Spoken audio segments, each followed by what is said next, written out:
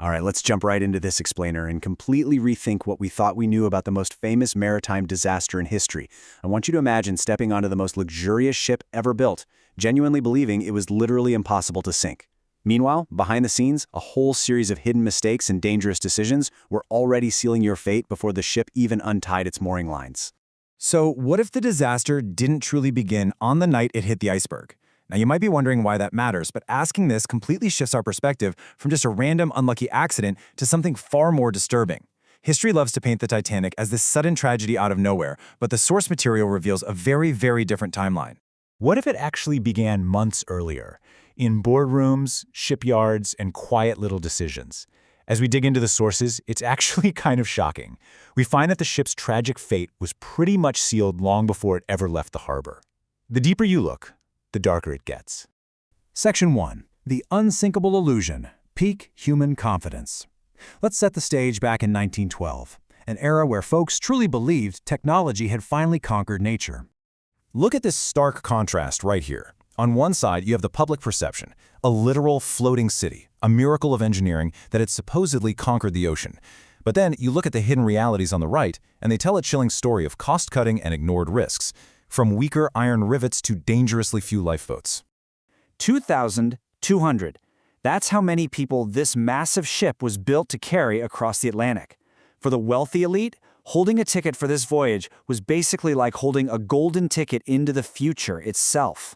But take a look at this breakdown.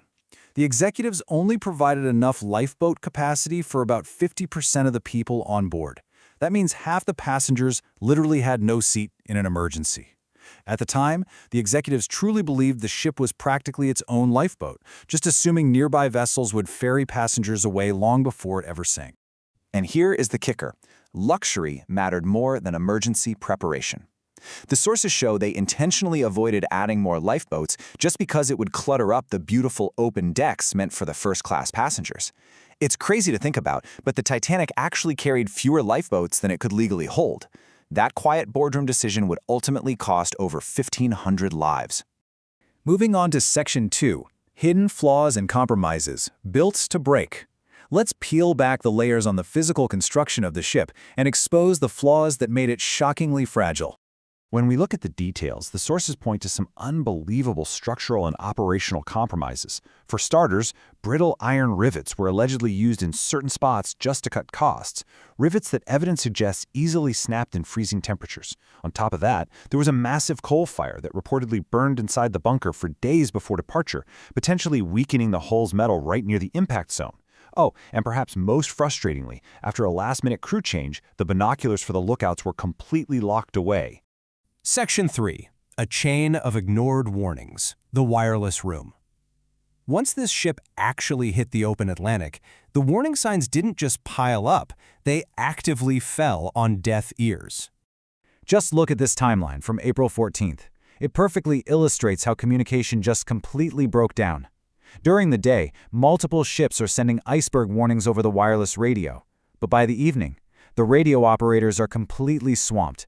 Not with navigational alerts, but with sending private luxury text messages for the wealthy passengers. By nightfall, a nearby ship called the Californian actually stops moving entirely because the ice is so bad, and they send a direct warning to the Titanic.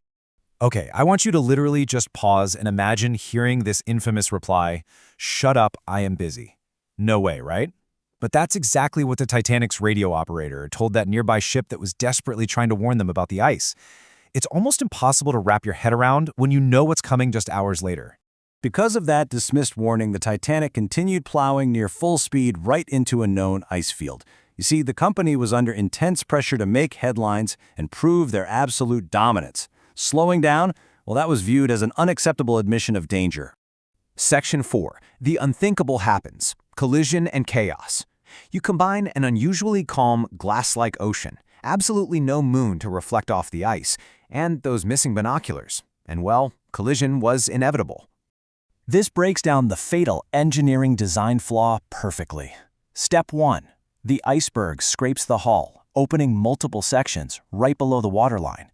Step 2. Those so-called watertight compartments start flooding with freezing water.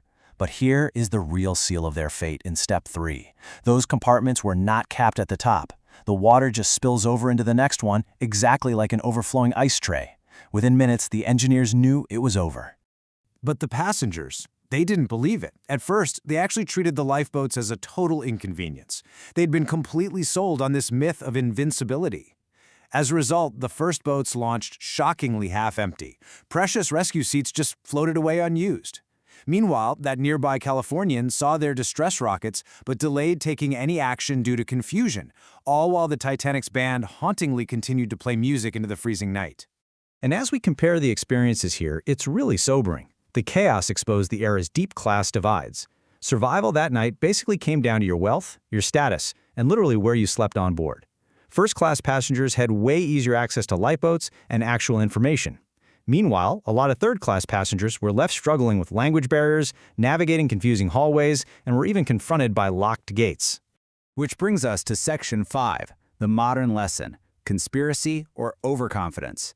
The disaster of this scale leaves a massive cultural scar, and naturally, people look for extraordinary explanations.